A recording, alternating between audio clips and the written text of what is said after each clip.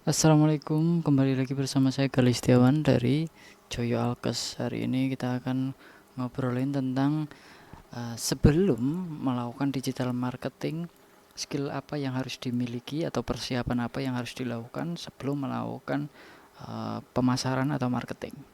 Dalam hal ini digital marketing. Skill pertama atau kegiatan pertama atau kemampuan yang harus dimiliki adalah riset. Jadi sebelum melakukan yang namanya kegiatan marketing, riset dulu, yaitu mencari informasi mungkin tentang pasarnya, bisa tentang pesaing bisnis kita gimana, kelebihannya apa dan kelemahannya di mana. Nah, kalau bisa diperhatikan untuk bagian kelemahan dari pesaing tersebut, dan juga dari sana kita bisa melakukan memposisikan diri, positioning brand kita di mana agar dapat bersaing atau dapat menyaingi pesaing bisnis kita tersebut. Dan yang ketiga tentunya fokus pada customer, karena bisnis dalam semua hal itu adalah memuaskan customer, memenuhi kebutuhan customer, melayani kebutuhan customer. Yang berarti riset adalah skill yang harus dilakukan, skill yang harus dimiliki dan juga harus dilakukan sebelum melakukan strategi marketing. Kalau udah riset, udah mengetahui pasarnya gimana, pesaing kita kayak gimana, dan juga customer kita seperti apa, mungkin range umur customer kita. Nah, dari sana kan kita bisa melakukan kegiatan marketing yang pas sesuai dengan customer kita, sesuai dengan pesaing kita, dan juga sesuai dengan pasar yang kita sasar. Yang kedua adalah planning dan budgeting. Jadi setelah kita melihat ini kan tadi kan riset kan dari faktor eksternal. Kalau udah faktor eksternal kita ketahui, yaitu pasar, pesaing dan customer, lalu kita dari sana, dari riset itu kita plankan.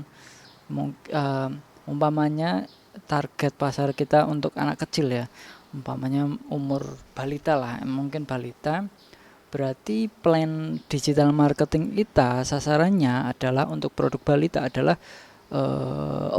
para orang tua yang umurnya di atas mungkin 30 ke atas atau mungkin 25 tahun ke atas orang tua. Jadi nanti kan dari sana nanti kita bisa sesuaikan mungkin promosi kita, desainnya anak-anak, desainnya yang lucu-lucu, bayi-bayi lucu, balita atau apa yang sesuai dengan pasar tadi, sesuai dengan pesaing kita. Kalau pesaing kita promosinya atau trik marketingnya sama, ya jangan ditiru, mungkin kita bisa modif-modif sedikit dari sana. Dan juga tentunya budgeting sesuai dengan kemampuan dari diri kita, kemampuan dari bisnis kita, apakah mampu, atau budgeting yang realistis dari plan disesuaikan dengan budget, dari budget disesuaikan dengan plan yang akan dilakukan, sehingga kan nanti sesuai dengan sumber daya yang kita punya, tool yang kita punya dimaksimalkan sehingga mencapai target yang telah ditentukan di dalam planning tersebut. Jadi planning ini nanti isinya langkah-langkahnya kayak apa dan targetnya seperti apa. Dan tentunya tentukan target marketing yang realistis, nggak terlalu muluk lah.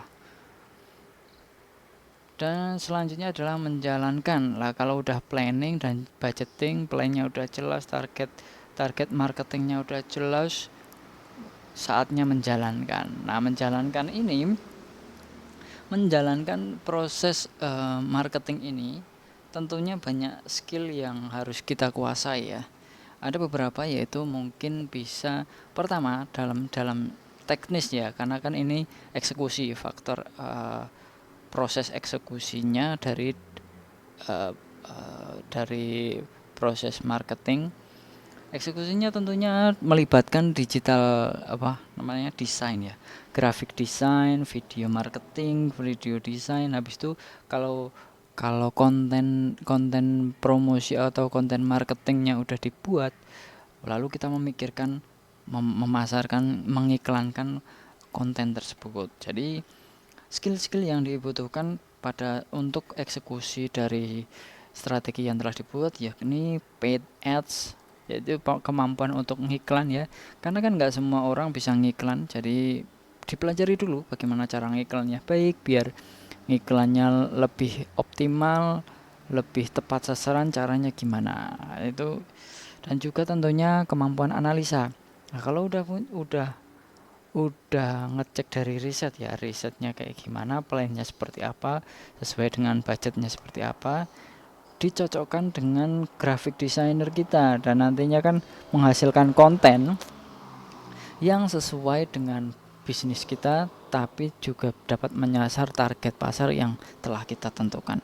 Selanjutnya adalah search engine optimization, ya nanti marketing, jadi kita memasarkan produk menggunakan search engine, nanti keyword tertentu bisa dapat dengan keyword tertentu nanti dari Google bisa langsung masuk ke website kita atau sosial media kita.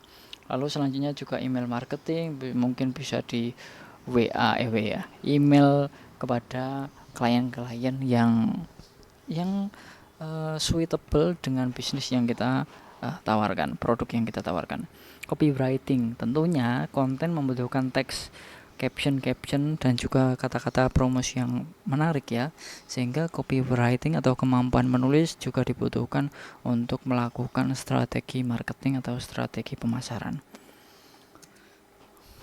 Selanjutnya adalah analisa. Nah, kalau udah melakukan eksekusi, habis itu kan saatnya kita ngecek lagi, dianalisa lagi. Sebenarnya proses marketing kita itu udah bener apa belum, udah sesuai target apa belum, dan juga mungkin apa yang bisa diperbaiki.